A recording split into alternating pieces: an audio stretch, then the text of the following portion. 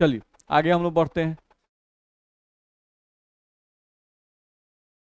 देखो तो हम लोग को देखा जाए तो यहाँ पे लिखा हुआ है गैस की द्रव्य में विलयता को प्रभावित करने वाले कारक। नहीं, तो हम लोग क्या पढ़ रहे हैं कि किसी भी द्रव्य विलायक में हमको गैस को घुलाना है। तो अगर द्रव्य विलायक में गैस को घुलाना है तो ज्यादा से ज्यादा गैस कैसे द्रव्य में घुलेगा। तो एक तो हम लोग समझे दाब का प्रभाव, नहीं जो हेनरी साहब ने बताया कि अगर हम लोग दाब बढ़ाएंगे तो ज्यादा से ज्यादा गैस द्रव्य में घुलेगा। एक ये कॉन्सेप्ट हम लोग को पढ़ाया गया, ध्यान रखना है। अब दूसरा और कौन सा फैक्टर है जिस पर गैसों की द्रव्य में विलयता निर्भर करती है। ठीक, तो देखो तो एक लिखा हुआ है गैस की प्रकृति। क्या लिखा हुआ है? गैस की प्रकृति। तो इसका मतलब हुआ अलग अलग गैसों की द्रव्य में घुलनशीलता क्या होगी, अलग अलग। ठीक, जैसे मान लो विलायक के रूप में हम लोग जल ले लिए, ठीक है, एक बर्तन में हम लोग जल ले लिए, अब उस जल में हमको घुलाना है CO2।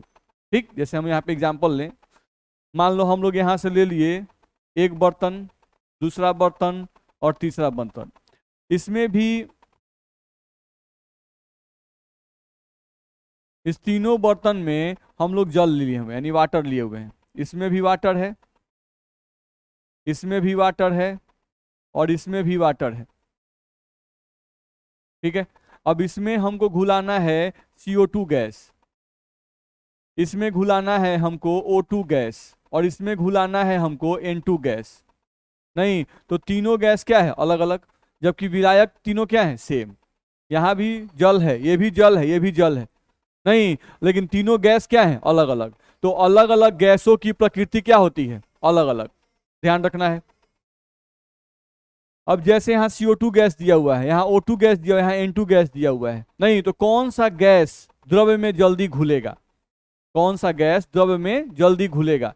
तो हम लोग कहा जाता है कि जिस गैस की द्रवित होने की क्षमता ज्यादा होती है, द्रवित होने की क्षमता मतलब जो आसानी से द्रव्य में बदल जाए, वैसा गैस जिसकी द्रवित होने की प्रवृत्ति ज्यादा होती है, नहीं वैसे गैस द्रव्य में जल्दी घुल जाते हैं।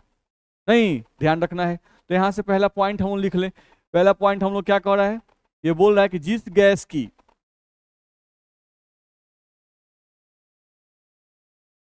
गैस की द्रवित होने की प्रवृत्ति, द्रवित होने की प्रवृत्ति, जिस गैस की द्रवित होने की प्रवृत्ति ज्यादा होती है,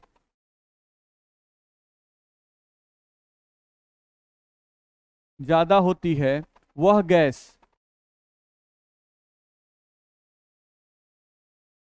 आसानी से,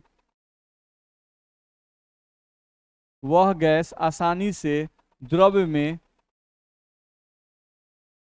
घुल जाता है।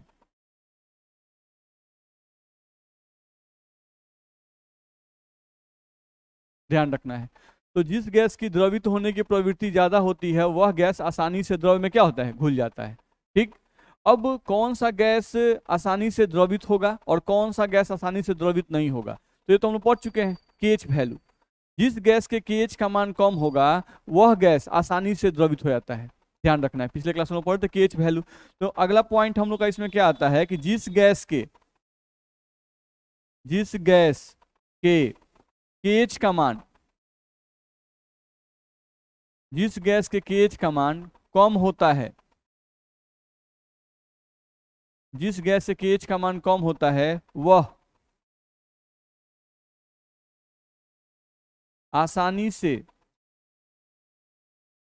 द्रवित हो जाता है। ध्यान रखना है।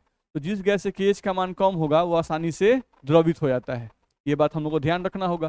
ठीक, जैसे यहाँ एग्जाम्पल दिया गया, CO2 जल में ज्यादा घुलनशील होती है H2 के सापेक्ष में, नहीं H2 के सापेक्ष में।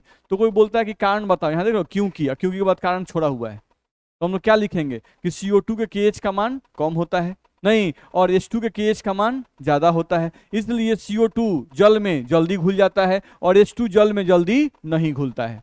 ऐसा बोल सकते हैं कि नहीं, दिक्कत है इसमें। ठीक, तो ये पॉइंट हम लोग को ध्यान रखना होगा। अगला पॉइंट यहाँ लिखा हुआ है रासायनिक अभिक्रिया। तो इसका मतलब क्या है, जो गैस जल के साथ रासायनिक अभिक्रिया कर लेता है वो गैस जल में ज्यादा घुलनशील होगा। नहीं, और जो गैस रासायनिक अभिक्रिया नहीं करेगा जल के साथ वो जल में अत्यधिक घुलनशील नहीं होगा। ध्यान रखना है। तो यहां से रासायनिक अभिक्रिया वाला पॉइंट में कहा जाता है कि जो गैस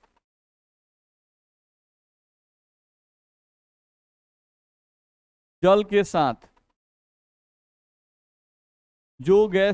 साथ अभिक्रिया कर लेते हैं, अभिक्रिया कर लेते हैं, वे जल में ज्यादा घुलनशील होते हैं।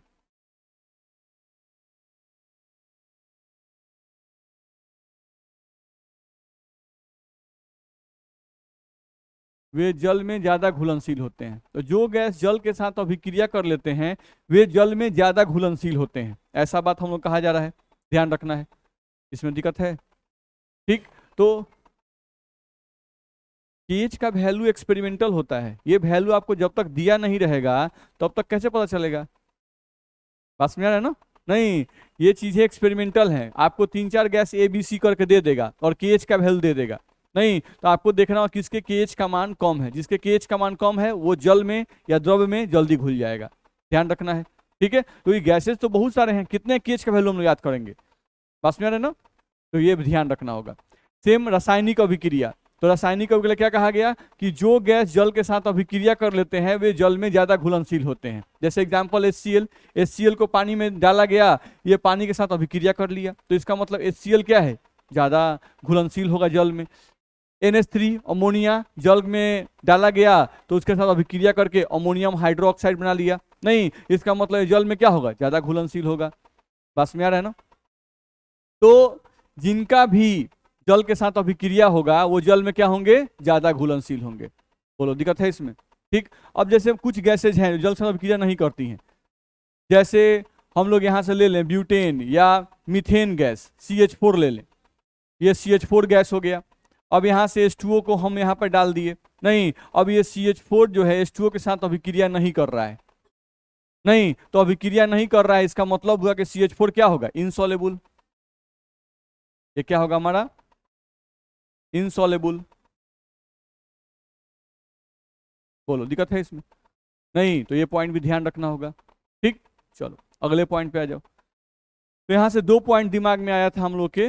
नहीं, गैस की द्रव में घुलनशीलता को प्रभावित करने वाले कारक में 2 पॉइंट हम लोग के दिमाग में आया। एक, जो गैसेज आसानी से द्रव में बदल जाती हैं वो गैसेज द्रव में ज्यादा घुलनशील होती हैं। दूसरा, जो गैसेज द्रव्य के साथ अभिक्रिया कर लें, जैसे जल ही नहीं, कोई भी द्रव्य के साथ अगर वो अभिक्रिया कर लेती हैं तो समझो कि उस द्रव में वो ज्यादा घुलनशील होंगी। ठीक है, चलो अगला पॉइंट लिख रहा है इसमें, विलायक की प्रकृति। तो विलायक की प्रकृति हो या विलय की प्रकृति हो, उसमें ये बात जरूर लागू होता है जो हम लोग पहले पढ़ चुके हैं, लाइक डिजॉल्व्स लाइक। ये पॉइंट आपका यहां पर लागू होता है, लाइक डिजॉल्व्स लाइक, समान समान को घुलाता है। ध्यान रखना है, यानी पोलर में पोलर घुलेगा और नॉन पोलर में नॉन पोलर घुलेगा, ये हम लोग को ध्यान रखना होगा। ठीक, जैसे उसी का कुछ एग्जांपल यहाँ पर दिया हुआ है। ये O2 पोलर है कि non polar? Non polar. N2 भी क्या है, नॉन पोलर। CO2 भी क्या है, नॉन पोलर। तो ये सब नॉन पोलर है। नहीं, ये सब क्या है, नॉन पोलर। तो लिखा हुआ है O2 N2 CO2 ethyl alcohol में ज्यादा घुलनशील होते हैं वाटर के सापेक्ष में। नहीं, तो अगर हम इथाइल अल्कोहल लिखें तो इथाइल अल्कोहल का फॉर्मूला क्या होता है जी, इथाइल अल्कोहल। तो इथाइल मतलब C2H5 और इससे क्या जुड़ गया, OH। ये हमारा इथाइल अल्कोहल है। और यहाँ पर आपको लिखा गया H2O। नहीं, तो H2O हम लोग को ये वाटर हो गया। ध्यान रखना है। तो वाटर के बारे में तो जानते हैं कि ये हाईली पोलर होता है, ये आपका हाईली पोलर होता है, यानी ज्यादा ध्रुवीय होता है। जबकि इथाइल अल्कोहल के बारे में आप जानते हो कि ये C2H5 वाला भाग क्या है, नॉन पोलर। ये भाग आपका नॉन पोलर है। नहीं, और ये वाला भाग जो है वो क्या है आपका, पोलर है। बोलो, दिक्कत है? नहीं, तो इसमें नॉन पोलर भाग भी है।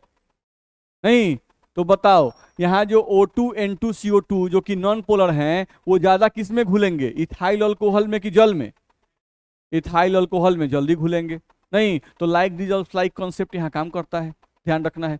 यहाँ पर आ जाओ, H2S पोलर है, NH3 पोलर है। नहीं तो जो लोग पोलर हैं वो बताओ वाटर में जल्दी घुलेगा कि इथाइल अल्कोहल में जल्दी घुलेगा? वाटर में जल्दी घुलेगा। तो ये सब क्वेश्चन आपका देता है, ध्यान रखना है।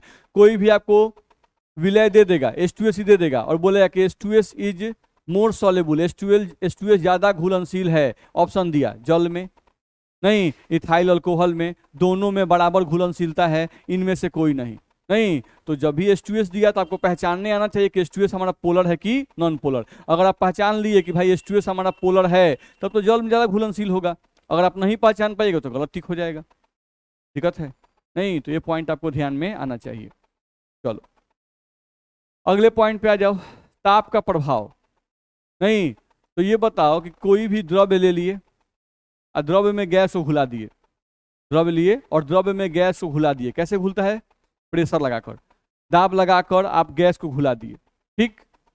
अब द्रव्य में गैस घुला हुआ है और उसको हम नीचे से हीट देने लगे, तो अगर हीट देंगे तो द्रव्य में घुला हुआ जो गैस है वो द्रव्य में उपस्थित रहेगा कि द्रव्य में से निकल जाएगा?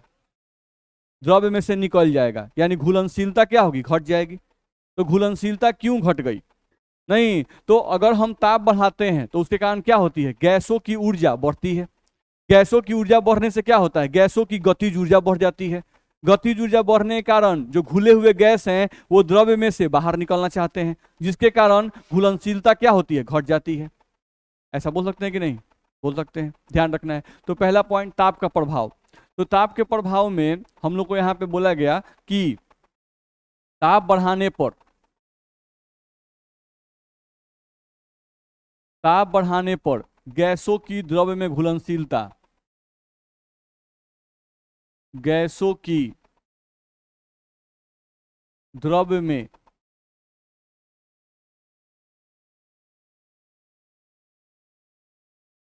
गैसों की द्रव्य में घुलनशीलता घट जाती है। क्यों भाई? क्योंकि क्या कारण है? ताप बढ़ाने पर गैसों की द्रव्य में घुलनशीलता जो है घट जाती है, क्योंकि क्या होता है? ताप बढ़ाने पर गैसों की गतिज ऊर्जा, गैसों की गतिज ऊर्जा बढ़ जाती है। गैसों की गतिज ऊर्जा बढ़ जाती है। ताप बढ़ाने पर, ताप बढ़ाने पर गैसों की गतिज ऊर्जा बढ़ जाती है, जिसके कारण, जिसके कारण द्रव्य में घुले हुए गैस, द्रव्य में घुले हुए गैस द्रव्य से बाहर निकल जाते हैं।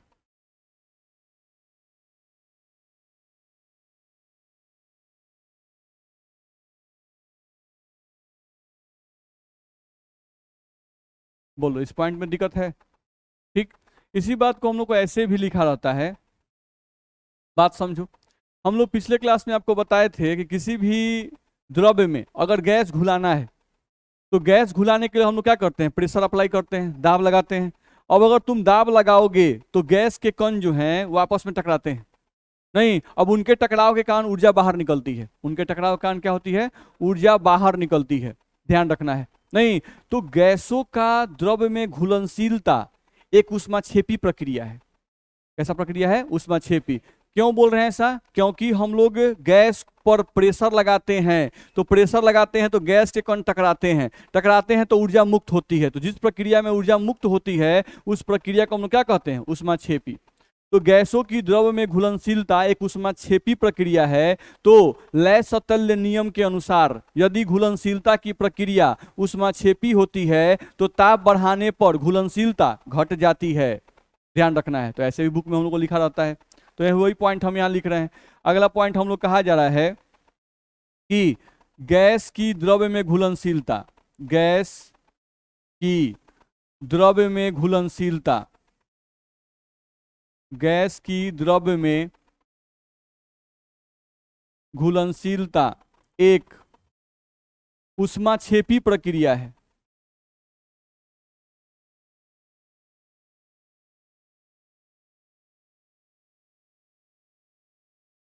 ध्यान रखना है, द्रव्य की गैस की द्रव्य में घुलनशीलता एक ऊष्माक्षेपी प्रक्रिया है,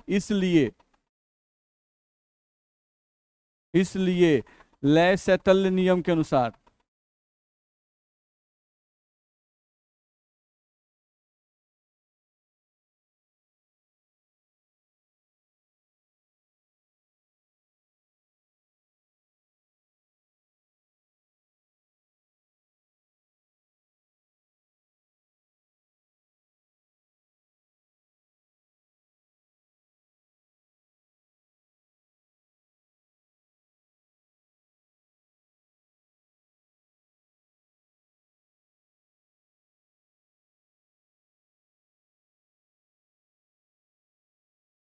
तो गैस की द्रव्य में घुलनशीलता एक ऊष्माक्षेपी प्रक्रिया है, इसलिए ले सैतल्य नियम के अनुसार ताप बढ़ाने पर गैस की द्रव्य में घुलनशीलता क्या होती है, घट जाती है। तो ये दोनों पॉइंट आपको याद रखना होगा, ध्यान रखना होगा, ठीक। तो इसको ध्यान रखिएगा। चलो, अब इसमें एनसीईआरटी का प्रॉब्लम दिया हुआ है, लेकिन प्रॉब्लम से पहले हम लोग हेनरी का एप्लीकेशन पढ़ लें। चलो, हेनरी नियम का अनुप्रयोग, हेनरी के नियम जो है उसका क्या अनुप्रयोग है नॉर्मल लाइफ में। तो पहले हेनरी का नियम क्या था वो आप याद कर चुके हैं। किसी भी गैस को अगर द्रव्य में घुलाना है तो उस गैस पर क्या लगाना पड़ेगा, दाब लगाना पड़ेगा। नहीं तो इस दाब के प्रभाव के बारे में ही किसने बताया था, हेनरी ने बताया था। नहीं, अब उनके लॉ का जो हेनरी ने दाब का प्रभाव बताया था, इसका नॉर्मल लाइफ में क्या उपयोग है उसके बारे में बताया जा रहा है, ठीक।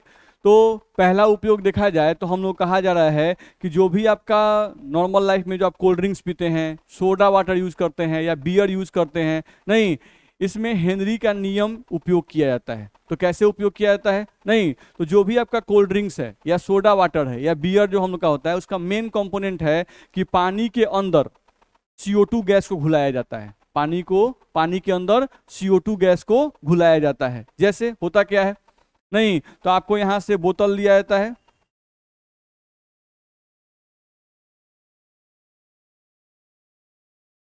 ये हो गया हम लोग का बोतल, ध्यान रखना है। अब इस बोतल में हम लोगों को पानी प्रेजेंट है, इस बोतल में आपका पानी प्रेजेंट है, ये डाल दिया गया। और इस नली के द्वारा इसमें CO2 गैस को अंदर डाला जाता है। नहीं, CO2 गैस को इसमें अंदर डाला जाता है। और CO2 गैस को जब अंदर डाला जाता है तो बहुत ही हाई प्रेशर से, यानी बहुत ही तेजी से इसके अंदर डाला जाता है, ध्यान रखना है। नहीं यानी कि हम लोग को देखा जाए तो CO2 को बोतल के अंदर, CO2 को बोतल के अंदर हाई प्रेशर पर डाला जाता है, हाई प्रेशर पर डाला जाता है, ध्यान रखना है, ठीक है। अब CO2 गैस को हाई प्रेशर पे बोतल के अंदर डाल दिया गया, ठीक। और उसी प्रेशर पर, ध्यान रहे, और उसी प्रेशर पर बोतल को बंद कर दिया जाता है, ध्यान रखना है। क्या कहा जा रहा है, और उसी प्रेशर पर, और उसी प्रेशर पर बोतल को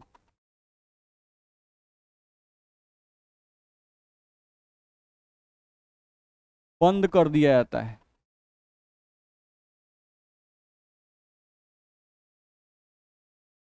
ध्यान रखना है। अब भले कोल्ड ड्रिंक्स में अपना टेस्ट बढ़ाने के लिए उसमें कलर यूज किया जाता है, स्वीटनर ऐड किया जाता है ताकि मिठास बढ़ जाए, नहीं, लेकिन मेन कंपोनेंट क्या है, पानी के अंदर CO2 को डालना, ठीक है। तो क्या किया गया, एक बोतल लिया गया, बोतल में पानी लिया गया और पानी में क्या डाला गया, CO2 गैस को। तो क्या CO2 ऐसा ही ऊपर से डाल देने पर CO2 घुल जाएगा पानी में, नहीं घुलेगा, आपको प्रेशर अप्लाई करना पड़ेगा। तो बहुत हाई प्रेशर से, ऊपर से पूरा प्रेशर से धक्का मारा गया, नहीं तो वो CO2 गैस जो है वो नली के द्वारा पानी के अंदर चला गया, नहीं, और जैसे ही वो पानी के अंदर गया, अब वो गैस बाहर नहीं निकले, इसलिए क्या किया गया, उसी प्रेशर पे बोतल को फटाक दे सील्ड कर दिया गया। मेरी बात समझ आ रही है, नहीं तो आपका बोतल सील्ड हो गया, आपका कोल्ड ड्रिंक्स तैयार हो गया, ध्यान रखना है, इतना में दिक्कत है, ठीक। अब अगले पॉइंट पर यहाँ क्वेश्चन जो पूछा गया आपके बोर्ड एग्जाम में कि कोल्ड ड्रिंक्स के बोतल को खोलने पर बुलबुले का निर्माण क्यों होता है।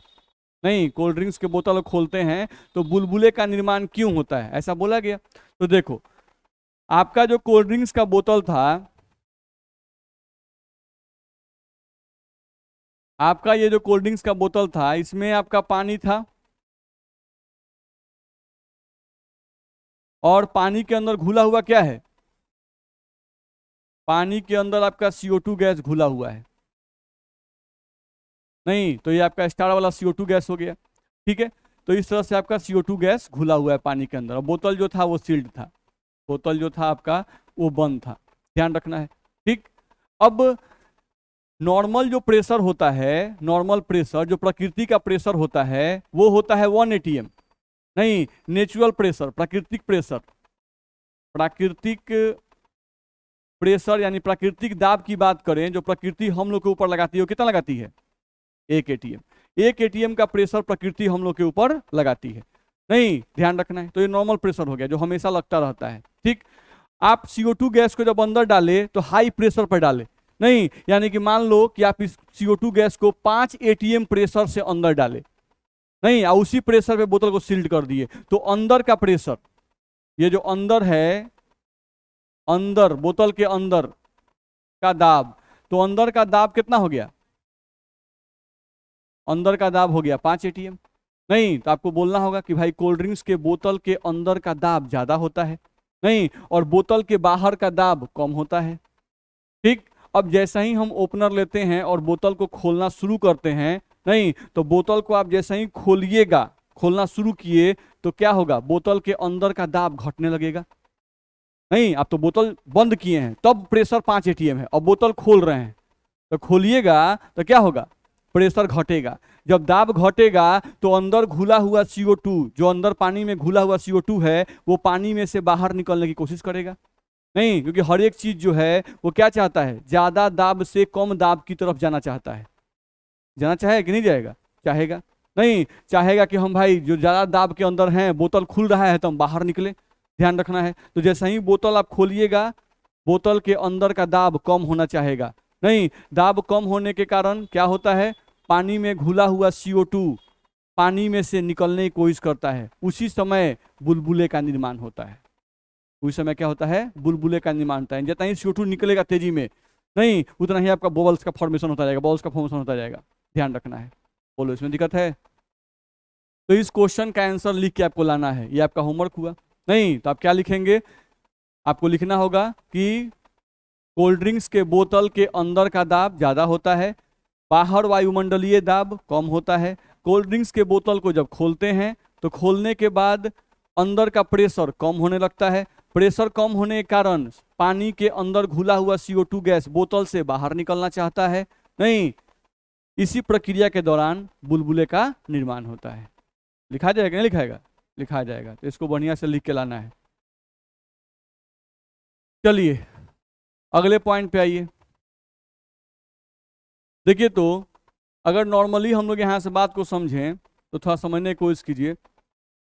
जैसे ये हम लोग जो लाइन खींचे हैं, इसको हम लोग बोल रहे हैं मैदानी क्षेत्र।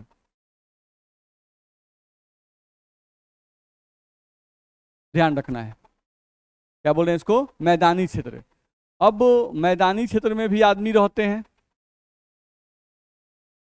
ध्यान रखना है। नहीं, तो यहां पर मैदानी क्षेत्र में जो प्रेशर होता है वो होता है कितना, 1 ATM, ये ध्यान रखिएगा। ठीक है, तो ये प्रेशर जो प्रकृति हम लोग के ऊपर लगाती है, ये बहुत जरूरी है हम लोग के जिंदा रहने के लिए। ऐसा क्यों कहा जा रहा है, इसलिए कहा जा रहा है क्योंकि हम लोग जिंदा रहने के लिए ऑक्सीजन यानी एयर को अंदर लेते हैं, लेते हैं ना, हवा, हवा अंदर लेते हैं।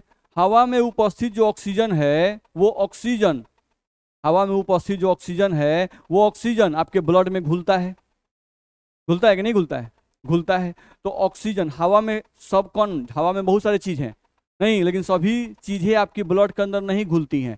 सिर्फ कौन घुलता है, ऑक्सीजन गैस आपके ब्लड के अंदर घुल जाता है। तो ऑक्सीजन है गैस, आपका ब्लड जो है वो क्या है, लिक्विड। नहीं, तो उस ऑक्सीजन गैस को ब्लड में घुलने के लिए प्रेशर चाहिए, नहीं, तो वो प्रेशर क्या हम लगाते हैं? ऐसा थोड़ा कि सांस लिए एगो पिस्टन रखे हैं तो ठेल देते हैं, ऐसा तो कुछ नहीं करते हैं हम लोग, ध्यान रखना है। नहीं, ऑक्सीजन गैस सांस लिए ऑटोमेटिक घुल जाता है। तो क्यों घुल जाता है ऑटोमेटिक? इसलिए ऑटोमेटिक घुल जाता है क्योंकि प्रकृति आपके ऊपर हमेशा एक प्रेशर लगा रही है। कितना का? 1 एटीएम का। ये 1 एटीएम प्रेशर जो है ये क्या करता है? हवा में उपस्थित सिर्फ जो ऑक्सीजन है उस ऑक्सीजन को आपके ब्लड के अंदर घुला देता है। यानी 1 एटीएम प्रेशर पर ऑक्सीजन जो है वो पर्याप्त मात्रा में आपके ब्लड के अंदर घुल जाता है। बाकी गैसेज जो हैं वो नहीं घुल पाती हैं। तो बाकी गैसेज में कौन सी गैसेज है? Nitrogen gas. और कौन गैस है? Carbon dioxide. तो बहुत कम होता है। जैसे आप याद कीजिए, अगर आपको ध्यान हो तो लगभग हम लोगों को कहा जाता है 78% कौन है? नाइट्रोजन। और 21% ऑक्सीजन। तो लगभग तो यही हो गया, नहीं हो गया जी? बाकी कार्बन डाइऑक्साइड 0.1%। नहीं, और का बहुत सब जो है वो और भी कम परसेंट नहीं है। मेरी बात समझ में आ रही है? तो 1 एटीएम प्रेशर पर सिर्फ ऑक्सीजन आपके ब्लड के अंदर घुलता है, नहीं नाइट्रोजन गैस नहीं घुलता है।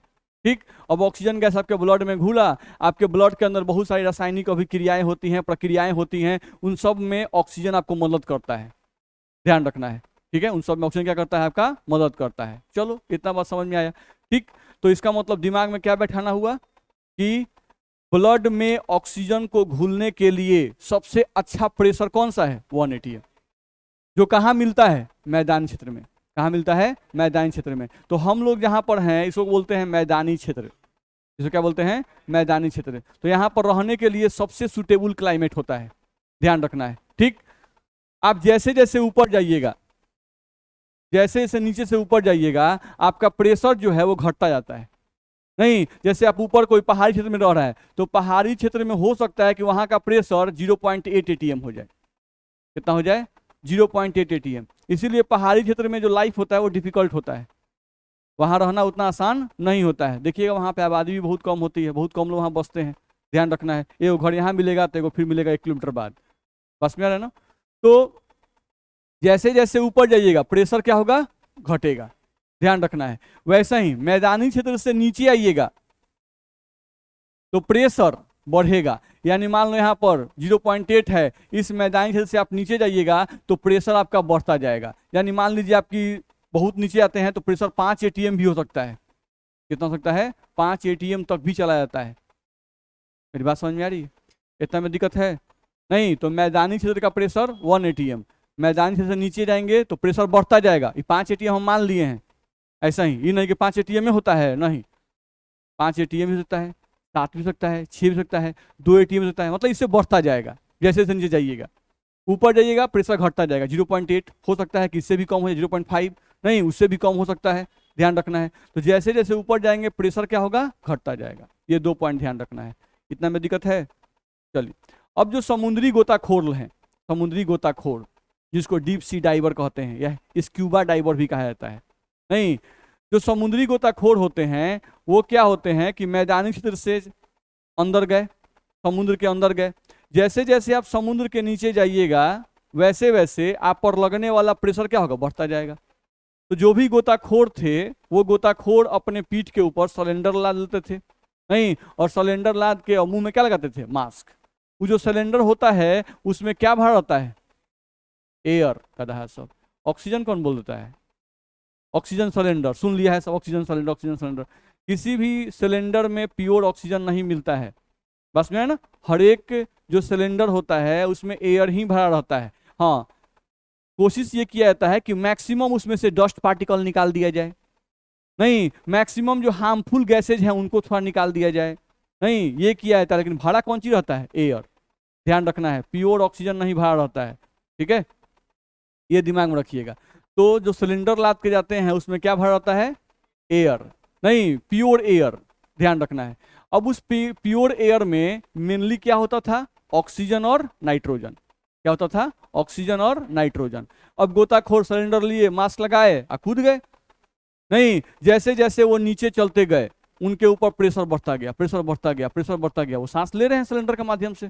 अब वो सांस ले रहे हैं तो नाक से उनके बॉडी के अंदर ऑक्सीजन भी गया और नाइट्रोजन भी गया। नहीं। तो जब तक 1 atm प्रेशर रहेगा तो सिर्फ कौन सा गैस घुलेगा? ऑक्सीजन। अब प्रेशर बढ़ता गया, प्रेशर हो गया 5 atm। नहीं, तो ऑक्सीजन तो घुल ही रहा था ब्लड में, अब कौन चीज घुलने लगा? नाइट्रोजन भी घुलने लगा ब्लड के अंदर। नहीं, तो समुद्री गोताखोर जो थे उनको पता नहीं चला। नहीं, वो लोग बेचारे नीचे जाते गए, आराम से जाते गए, लेकिन कुछ देर के बाद जब नाइट्रोजन ज्यादा मात्रा में ब्लड में हो जाएगा तो नाइट्रोजन आपके बॉडी के लिए जरूरी नहीं है। नहीं, नाइट्रोजन आपके मेटाबॉलिक प्रोसेस में भाग नहीं लेता है। तो जब ज्यादा नाइट्रोजन ब्लड में घुलेगा तब क्या होगा? सफोकेशन, घुटन महसूस होने लगता था। नहीं, तो उनको क्या लगता है कुछ गड़बड़ हो रहा है। नहीं, तो वो क्या करते थे कि तेजी में नीचे से ऊपर की ओर भागते थे निकलने के लिए, कि भाई कहीं ने कहा हमको हो रहा है। ठीक, तो वो तेजी से नीचे से ऊपर आने लगे, ध्यान रखना है। तो अब ये बताओ कि 5 atm प्रेशर पर कोई आदमी है, इस समय उसके ब्लड में नाइट्रोजन भी घुल चुका है। क्या घुल चुका है?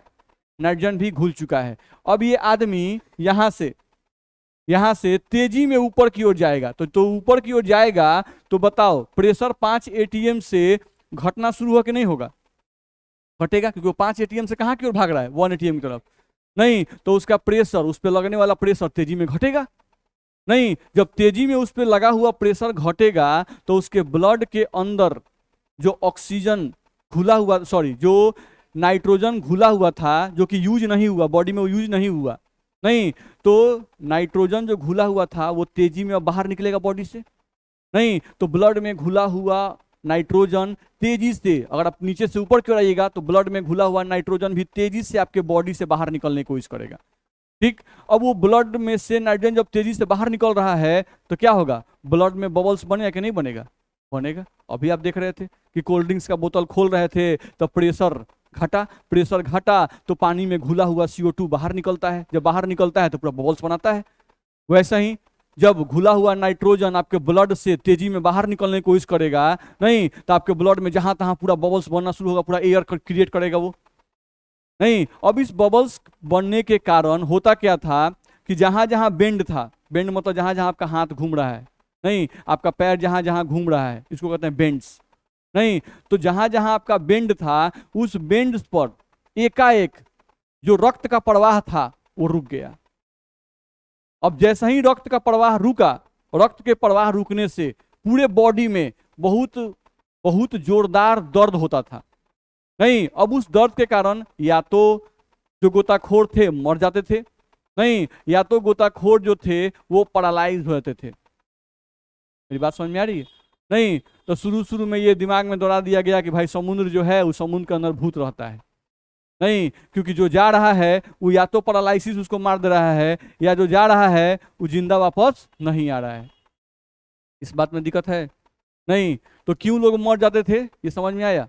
ठीक है, क्योंकि आप सिलेंडर लेके गए, मास्क भी लगाए, अंदर गए तो प्रेशर बढ़ गया, प्रेशर बढ़ने से क्या हुआ? N2 गैस ब्लड में घुल गया। आप फिर तेजी से बाहर आए, प्रेशर घटा, घुला हुआ N2 गैस निकलने की कोशिश किया, बबल्स बनाया, एयर क्रिएट किया और ब्लड का प्रवाह रोक दिया। तो ब्लड का प्रवाह रुकेगा तो दर्द होगा ही भाई। सिंपल सा एग्जांपल है। आप ऐसे बैठे रहते हैं, यहाँ पे कोई दोस्त आता है मारता है, यहाँ पे चढ़ दे, नहीं, तो यहाँ मारता है, देखते हैं पूरा झंझना आता है, अरे यार गजब कर रहे हो। नहीं, तो काहे झंझना देता है? मात्र कुछ सेकंड के लिए ब्लड का फ्लो रुका था आपका, जब वो मारा तो यहाँ पे क्या हुआ? नस दब गया। देखा कि नस जब दबा तो कुछ देर के लिए ब्लड का फ्लो रुक गया।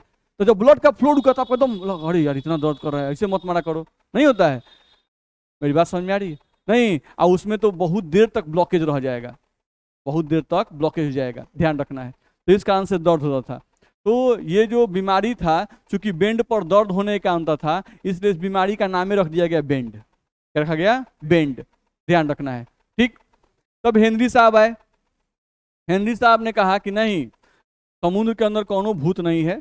नहीं, समुद्र जो है उसके अंदर जो आप जा रहे हो, नहीं, उसमें दाब का आप ध्यान नहीं रख रहे हो। आपको समुद्र के अंदर जाना है, जाओ, कोई दिक्कत नहीं है। नहीं, आपके ऊपर जैसे ही प्रेशर बढ़े नाइट्रोजन गैस आपके ब्लड के अंदर घुलेगा। नहीं, अब नीचे से जब ऊपर आप आ रहे हैं तो नीचे से ऊपर तेजी में मत आइए, धीरे धीरे आइए। नहीं, वो बोलते थे कि जब नीचे से आप ऊपर आ रहे हो तो धीरे धीरे ऊपर आइए, आप फिर रुक जाइए। नहीं, और जितना भी बबल्स मुंह से निकल रहा है, नाक से निकल रहा है, सबको निकाल दीजिए। फिर थोड़ा सा ऊपर आइए, फिर बबल्स को निकाल दीजिए, फिर ऊपर आइए, फिर रुकिए, फिर बबल्स को निकाल दीजिए और धीरे धीरे करते हुए ऊपर आइए, तब आपकी जान बच सकती है। नहीं तो इसको अप्लाई किया गया, बहुत सारे गोताखोर इसको अप्लाई करने की कोशिश किए, जब अप्लाई किए तो उनको पैरालिसिस नहीं मारा, नहीं उनको दर्द नहीं हुआ, वो धीरे धीरे ऊपर आ गए। मेरी बात समझ में आ रही है? नहीं, लेकिन इस चीज में बहुत ज्यादा समय लगता था, यानी कोई गया नीचे 10 मिनट में और नीचे से ऊपर आने में उसको लग जाएगा 1 घंटा, 2 घंटा, 3 घंटा, नहीं बहुत ज्यादा समय लगता था।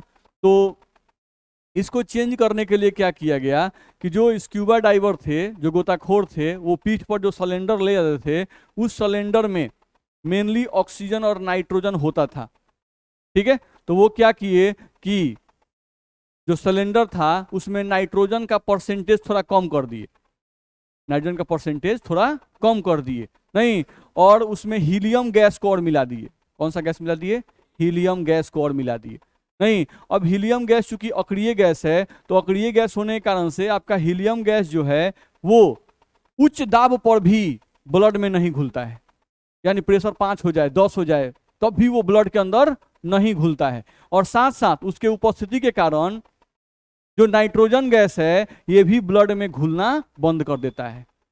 बस में आ रहा है? क्योंकि गैस में गैस को मिक्स करोगे तो क्या होगा? होमोजीनियस मिक्सचर, ध्यान रखना है। नहीं तो हीलियम जहां जहां, नाइट्रोजन वहां वहां, ध्यान रखना है। नहीं तो हीलियम खुद भी नहीं घुलता था और नाइट्रोजन गैस को भी घुलने से क्या कर दिया? रोक दिया। जिसके कारण से क्या हुआ कि अब स्क्यूबा डाइवर जब नीचे जाते थे, नहीं तो नीचे जाने पर क्या होगा? ऑक्सीजन ही मेनली उनके ब्लड के अंदर घुलेगा, बाकी दूसरा गैस उनके ब्लड के अंदर नहीं घुलेगा। मेरी बात समझ में आ रही है? नहीं तो ये पॉइंट आपको ध्यान रखना होगा। तो उसी सब पॉइंट को यहाँ पर लिखा हुआ है, ये सब आप धीरे धीरे पढ़िएगा ना, तो वही सब पॉइंट यहाँ पर लिखा हुआ है। ठीक है, तो इन सबको आप ध्यान से देखिएगा, लिखिएगा अपना। वही जो हम लोग को बीमारी था उसको क्या बोलते थे? बेंड्स। नहीं, उस बीमारी का नाम था बेंड्स। और जो स्क्यूबा डाइवर सिलेंडर आज के समय में लेके जाते हैं, नहीं उनका देख लो परसेंटेज, हीलियम कितना है? 11.7%, नाइट्रोजन कितना है? 56.2% और ऑक्सीजन कितना है? 32.1%। देख रहे हो? तो ऑक्सीजन का परसेंटेज बढ़ाया गया, नाइट्रोजन का परसेंट घटाया गया, और जो कि हीलियम नहीं था उस हीलियम को और डाल दिया गया। मेरी बात समझ में आ रही है? नहीं, हम लोग क्यों कहते हैं कि सिलेंडर में प्योर ऑक्सीजन नहीं रहता है? प्योर ऑक्सीजन का मतलब होता है कि एयर में से सारा चीज को हटा दो, नहीं और हटा के सिर्फ क्या भर दो? ऑक्सीजन। नहीं तो एयर में से सबको हटाना बहुत महंगा है। बस में ना, जितने सब चीज साफ चाहिए वो उतने महंगा होते जाता है, जितने जो चीज परफेक्ट चाहिए वो उतने महंगा होता जाएगा। मेरा बात समझ रहे हैं ना? नहीं होता है कि चाय पी रहे हैं तो चाय पीने के लिए ठेलों पर पीते हैं, नहीं पी रहे हैं, बस मेरा कप कैसे धो रहा है, देखते हैं कप कैसे धोता है? नहीं, 50 आदमी पिया, अंगुली ऐसे डुबाया, नल खुला था, उस भले बाल्टी जिसमें पहले से 50 कप धोया हुआ है उसी में से डुबाया, डुबा कैसे बस उल्टा किया और फिर रख दिया, फिर चाय डाल दिया, नहीं फिर लोग उठा रहे हैं, करें गजब टेस्टी चाय बनाता है भाई। नहीं तो ये है, बस में है ना?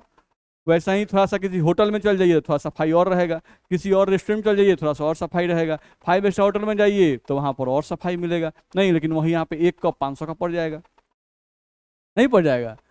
बस में रहे तो वहाँ पर आपका 1 कप 500 का पड़ रहा है, तो वहाँ पर आपको कप गया एकदम प्योर आरओ का पानी गया, नहीं जो हाई क्वालिटी का आरओ होता है उसका पानी ले जाएगा, हाई क्वालिटी का दूध ले गया, एकदम हाई क्वालिटी का चीनी ले गया, सब अलग अलग रख के लाएगा, आप पूरा ट्रे में आपको लाएगा, नहीं आपको बोलेगा कितना पानी, कितना दूध, कितना चीनी, बस में रहे सब मिला के मिलाएगा, बस में रहे आपको देने से पहले, सब कुछ झाड़ने से पहले पूरा एकदम साफ रुमाल से एकदम पूरा सब चीज़ पोछेगा, अब तो आपको सर्व करेगा। नहीं जैसे जैसे हाई क्वालिटी भाई वैसे वैसे कीमत बढ़ता जाएगा। चलिए, लेकिन हम लोग क्या ही मतलब है, हम लोग को तो मतलब है कहीं नहीं काम चलना चाहिए। यहाँ पर आए, देखा जाए अब for climbers and people living at higher altitudes, इसका मतलब क्या बोल रहा है? अभी जस्ट हम समझा रहे थे आपको, थोड़ा ध्यान समझिए कि मैदानी क्षेत्र से ऊपर जाओगे तो प्रेशर क्या होगा? घटेगा। प्रेशर क्या होगा? घटेगा। तो अब मान लो कि मैदानी क्षेत्र में जो लोग रह रहे हैं उन पे प्रेशर लग रहा है 1 atm, और जो लोग पहाड़ी क्षेत्र में लग रहे हैं उन पे प्रेशर क्या होता है? घट गया। तो जैसे जैसे आप ऊपर की ओर जाओगे आपके वो प्रेशर घट जाएगा। अब मान लो कि यही आदमी यहाँ पहुंच गया, नहीं यहाँ पहुंच गया, तो इस पर लगने वाला प्रेशर जो था पहले था 1 atm, अब कितना लगने लगा 0.8 atm। ठीक, तो हमको अभी पढ़ाया गया कि ब्लड में पर्याप्त मात्रा में ऑक्सीजन घुलने के लिए प्रेशर कितना लगना चाहिए 1 atm का। आपके ऊपर प्रेशर हो कितना गया 0.8। तो अब बताइए कि आपके ब्लड के अंदर जितना ऑक्सीजन घुलना चाहिए क्या उतना ऑक्सीजन पर्याप्त मात्रा में घुल पाएगा, नहीं घुल पाएगा। जब नहीं घुल पाएगा तो आपको क्या होगा, सांस लेने में दिक्कत होने लगेगा, होगा कि नहीं होगा, ध्यान रखना है। सांस लेने में दिक्कत होता है, नाक से मुंह से खून निकलना शुरू हो जाता है, नहीं तो ये जो नाक से मुंह से खून निकलना शुरू होता है इस सिम्टम को एनॉक्सिया कहते हैं। क्या कहते हैं इसको, एनॉक्सिया। तो जो लोग भी क्लाइंबर्स होते हैं, क्लाइंबर्स यानी जो लोग हायर अल्टीट्यूड्स पर रहते हैं, नहीं उनको जो बीमारी होता है उन बीमारी को हम लोग क्या कहते हैं, एनॉक्सिया। क्या होता है उनको, एनॉक्सिया। तो एनॉक्सिया क्यों उत्पन्न होता है, ब्लड में ऑक्सीजन की कमी के कारण, ब्लड में ऑक्सीजन की कमी के कारण ऐसा होता है, बस में है ना। तो ब्लड में ऑक्सीजन की कमी क्यों हुई, क्योंकि वहां पर प्रेशर कम है, प्रेशर कम है तो ब्लड में ऑक्सीजन पर्याप्त मात्रा में नहीं घुल पाएगा। ठीक, फिर ये भी पूछा जाता है कि अच्छा नाक से और मुंह से खून क्यों निकलने लगता है। तो सोचो आपका जो बॉडी है इस बॉडी पर नेट फोर्स क्या होता है, 0। अगर इस बॉडी पर हम बोलें कि इस बॉडी पर नेट फोर्स कितना होता है, 0। यानी जनरली सर देखा जाता है कि आपके बॉडी पर अगर 1 atm का प्रेशर लगा रहा है तो आपका बॉडी भी अंदर से कितना का प्रेशर लगा रहा है, 1 atm का। दोनों तरफ से दबाव सेम है, बस में आ रहा है ना, इसलिए आप पर नेट फोर्स क्या है, 0। अब यहां पर अगर देखा जाए तो ये आदमी जो यहां पर पहुंचा, यहां पर जो आदमी पहुंचा, नहीं इसके बॉडी के अंदर का प्रेशर कितना है, 1 atm। बॉडी के अंदर का प्रेशर 1 atm है, ध्यान रखना है। और जो बाहर का प्रेशर है वो कितना है, 0.8 atm। तो बॉडी के अंदर ब्लड है, बॉडी के अंदर क्या है, ब्लड, नहीं तो ब्लड पे लग रहा है अंदर का प्रेशर कितना, अंदर का प्रेशर 1 atm, यानी अंदर का प्रेशर ज्यादा, नहीं। और आप ऐसे प्रकृति में चले गए, आप ऐसे प्रकृति में उठ के चले गए जहां का प्रेशर क्या हो गया, कम। तो लिक्विड हो गैस हो हर एक का प्रवृत्ति क्या होता है, हाई प्रेशर से कम प्रेशर की ओर जाता है। जैसे कोल्ड ड्रिंक्स का बोतल आप खोलते हैं तो खोलिएगा तो अंदर का पानी जो है वो बाहर नहीं आना चाहता है, क्या आना चाहता है। जब CO2 बाहर निकलता है तो पानी भी बाहर निकलता है, ध्यान रखना है। नहीं सेम यहाँ पर भी कहानी है, वहां भी बोतल के अंदर का प्रेशर ज्यादा और बाहर का प्रेशर कम था, यहाँ भी वही कहानी है, आदमी के अंदर का प्रेशर हो गया ज्यादा और बाहर का प्रेशर हो गया कम, नहीं तो बॉडी के अंदर जो घुला हुआ लिक्विड है वो लिक्विड बाहर निकलता है। मेरी बात समझ आ रही है ना, नहीं प्रेशर को मेंटेन करने के लिए वो चाहता है कि भाई बॉडी का प्रेशर और बाहर का प्रेशर क्या रहे, सेम रहे, ताकि हम पर नेट फोर्स क्या लगे, 0 लगे। तो उस प्रेशर को मेंटेन करने के लिए, अंदर बाहर का प्रेशर बराबर करने के लिए अंदर का लिक्विड बाहर निकलने लगता है। दिक्कत है, नहीं तो समझ जाओ इस कारण से नाक और मुंह से खून निकलता है। बोलो इस पॉइंट में दिक्कत है किसी को, है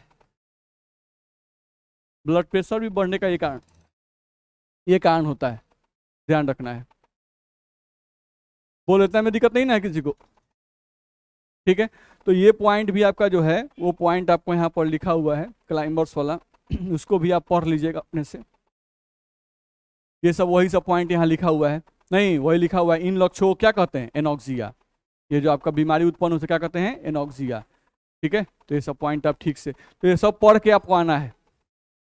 सुनाई दे रहा है, तुम लोग याद वाद करके आ ही नहीं रहे जी, तब पिटना शुरू कर देंगे, ध्यान रखना है। रेगुलर याद करके आइए, जो भी पीछे पढ़ रहे हो याद करके आइए। चलिए